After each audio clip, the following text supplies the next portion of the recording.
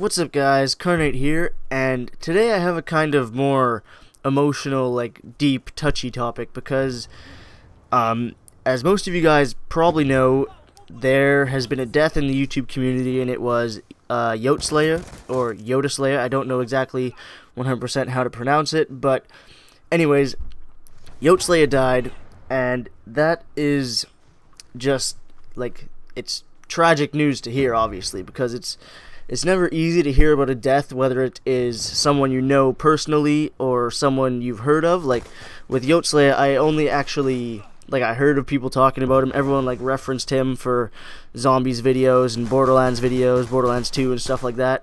So, I didn't ever really watch any of his videos, but I have heard of him, and I'm assuming that he's a pretty great guy, because usually you never, you don't hear things about people saying they're terrible people, or you don't hear bad things about anyone.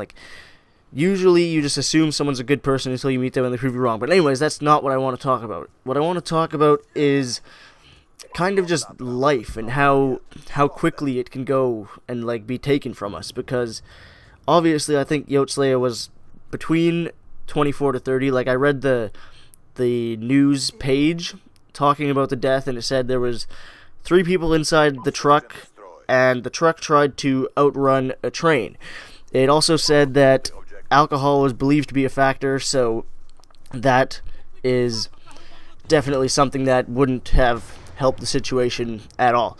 So, anyways, the way that life is so precious is just because, I don't know how to explain it, but for me as a person, I am very touched and connected with the topic of death, because I've been to a lot of funerals in my life. I'm only 17 now, but I've been to probably at least 4 or 5 funerals, and with my mom passing away before my first birthday, that's definitely something that affects me as I get older.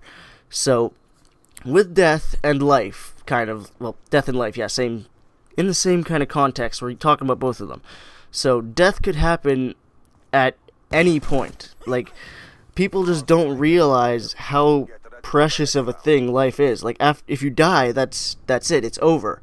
Because I know from my experiences, I would go to funerals and I would just sit there, and everyone else around me would be crying because someone's dead, and I'd just sit there with no tears or anything. I'd just be like, okay, they're dead. It's a big deal, right? But it is a big deal, because it would always hit me later on that person that was my grandpa or my grandma or my mom, it's just they're never going to be there again. I'm never going to see them again. I'm never going to hear their voice again.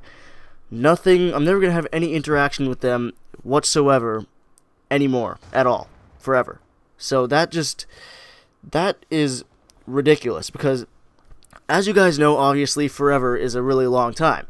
So when you just think that you can never talk to someone ever again, or hear them laugh or watch them smile or just hear them talk, it's